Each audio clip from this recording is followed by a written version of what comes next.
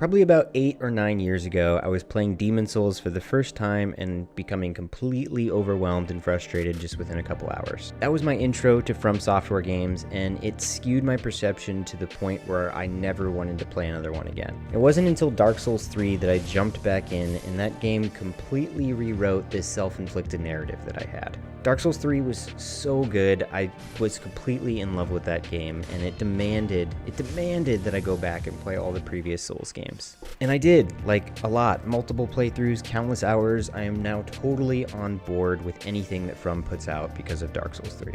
Now, that being said, Sekiro both excited and worried me.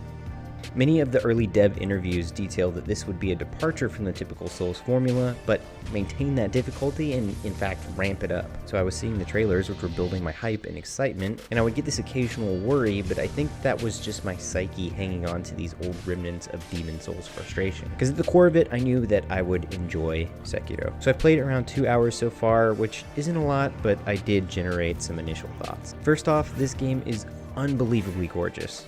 The opening cinematic in particular was so beautifully crafted. I don't even want to show too much of it here. It's best to experience it on your own. Then you transition into gameplay, and you can immediately tell that the environments, while vastly different, maintain that familiar seal of quality. From are the masters at creating dark fantasy worlds that are chock full of secrets and interesting characters. And Sekiro definitely follows this transition. It imbues the same sense of exploration and discovery. And yes, it does maintain that fast travel system. In this case, you're using shrines, not bonfires, but they function more or less the same. Each area is full of alternate paths, hidden items, and different strategies to employ. You are a lot more nimble in Sekiro. You have the grappling hook attachment for your prosthetic arm, which allows for a lot more verticality in both combat and exploration. And I will admit that some of the early gameplay and trailers that I saw made it look kind of stiff, but I assure you that is the opposite. The grappling hook is very smooth and fits seamlessly in with combat. So Sekiro takes place in a reimagined 16th century Japan. Now, of course, this is an exaggerated history, one filled with From's trademark creatures and demons. And I gotta say, aesthetically, this is so far my favorite thing that From Software has done. The art direction is just incredible. And speaking of my favorite things, one of my favorite things that From does is allow the player to learn about the lore and the story on their own terms. And I'm using the Souls games as an example, but when you play those games, you have a certain level of freedom. While they are linear experiences for the most part, you can kind of do things in your own order.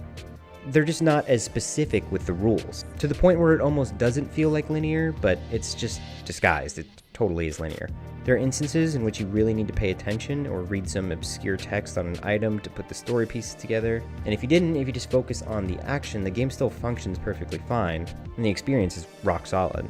So the story is there if you want it, but it's not imperative. How many people can play a Souls game from front to back for the first time and at the end of it know exactly what the story is? So Sekiro gives you a lot more story early in the game, but it also allows you that same freedom to discover it on your own. There are NPCs throughout the world to meet, mostly dying ones, who will offer important info or items. There's a great new stealth mechanic that allows you to eavesdrop on enemies. This will reveal secrets to you or give you the advantage in combat. And on that note, combat, 2 hours in and I'm still getting the hang of the new system.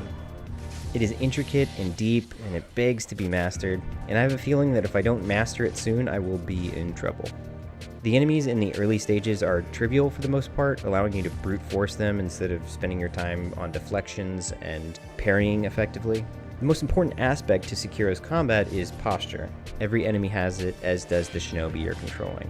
The more damage you do to an enemy or deflections you successfully manage, the more the posture bar builds. When it hits the breaking point, the enemy will become vulnerable to a death blow. The game should put in huge, giant, underlined in quotations, "master this." So the combat is solid, but there's also the option of stealth. It is highly effective, and I've used it a lot so far to clear out groups of enemies. The enemies all have a radius of sight around them, and it seems pretty fair and balanced, and each time I was spotted, it was definitely my fault. And the last thing I want to get into is the skills, the leveling up, the arm attachments.